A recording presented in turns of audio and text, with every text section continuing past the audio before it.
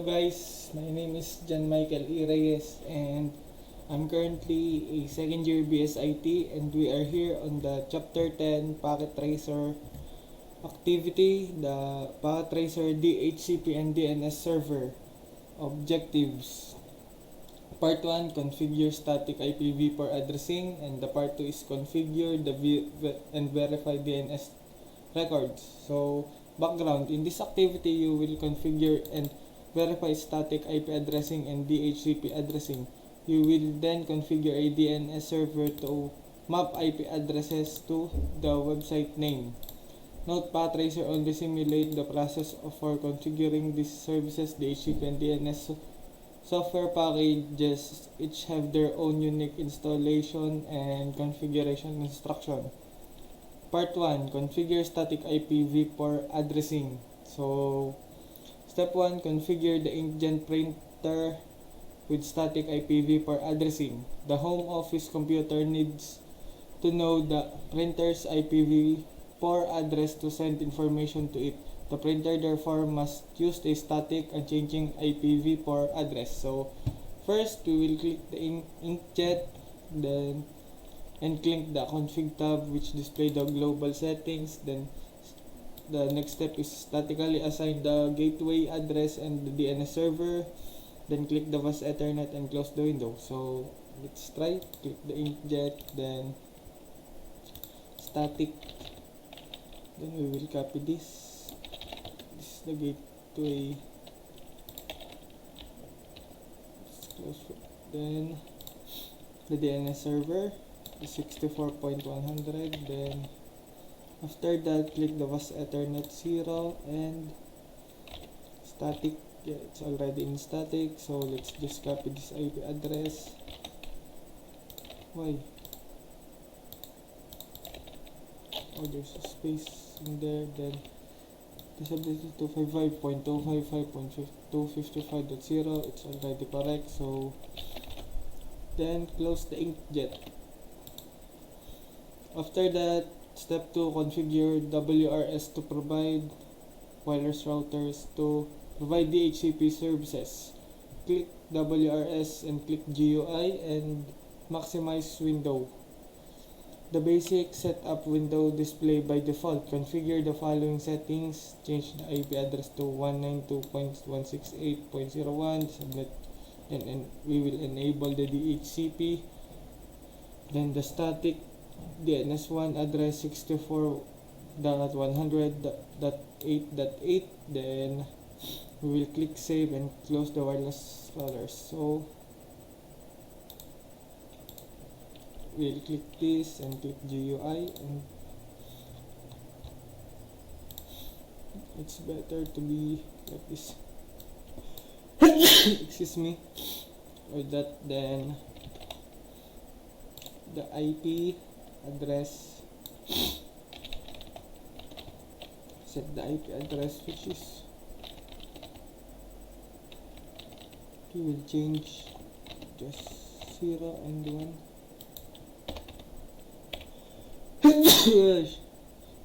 Sorry for that guys. Then the subnet mask 0. What's the 0? This one 0. Then enable DHCP server. We will enable this one, and static, set the static for 64.100, then 8.8. Then after that, we will gonna click the save button in order to save the settings. Then save. Then after that, we are in the step 3 now. Request DHCP addressing for the home laptop. Then the home laptop and tablet clients that you will configure with the home laptop and tablet. Then click the home laptop and click IP, then click DHCP and request. So we will just request for the IP address for that, then DHCP. Then as you can see, it successfully, the DHCP request is successful because the IP address, subnet mask, and default gateway are being accommodated. Then next to that, then request the for the tablet just like the other one. So just like what we did in the laptop, we will just request for the DHCP. Then as you can see, it's already accommodated with DHCP, so it is successful. Then after that, test up the step 5. Now we are in the step 5, test access to websites. Close the IP configuration window and then click web browser. In the URL type, click the test access website, click we will not, then IP configuration, then click web browser. Web browser, then in the URL box type 10.2. It is the, I think it is the central in here in the internet. Then after that, 624 and click go, website should appear.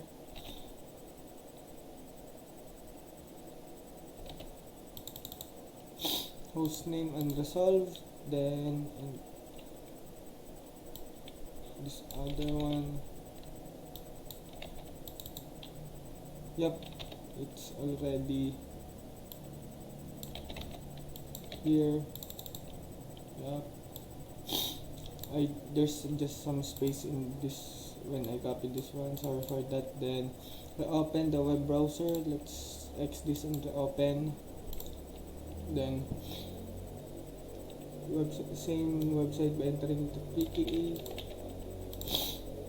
The host name is unresolved and I think there's some errors. Then let's try this one, and also host name unresolved. Then somewhat this is an error because we should be in just like this one, it should show this one for the brand server, but it is error. So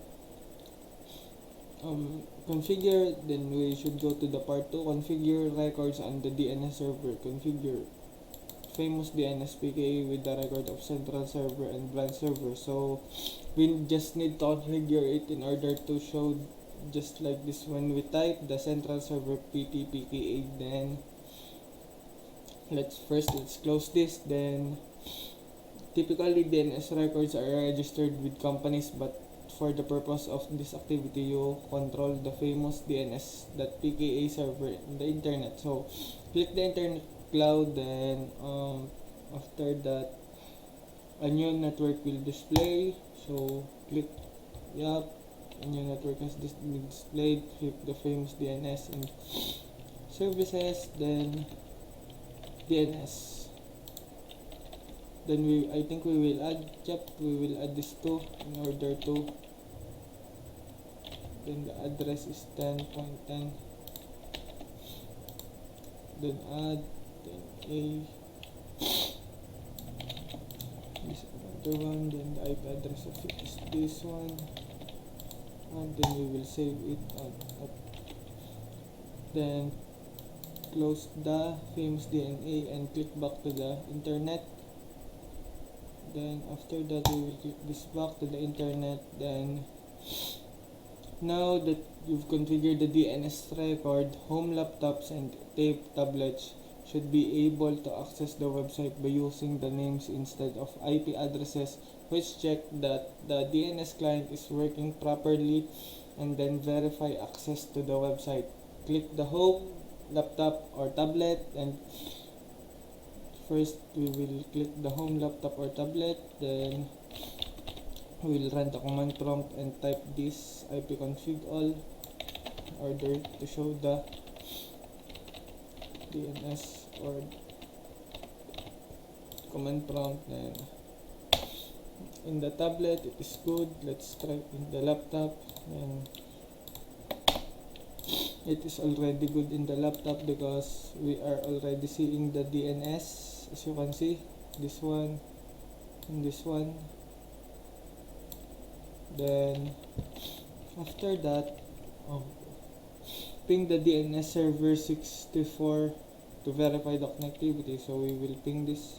I'm just gonna copy it, save some time, then space, space. And after that, ping. Then as you can see, we are getting a 4 replies and 4 received with no loss. And let's try it on the tablet. Then ping. As you can see, it's just like this other one. We have no loss and 4 received. It's 100%. Then note the first 2-3 pings may fail, and test the functionality of the DNS server by entering the command nslookup PKA. Let's try that. There's the address, the name, central PKA, and the non-authority, then the address and the server. Then let's try this for the laptop. It's just like the other one. Then nslookup. Let's try this.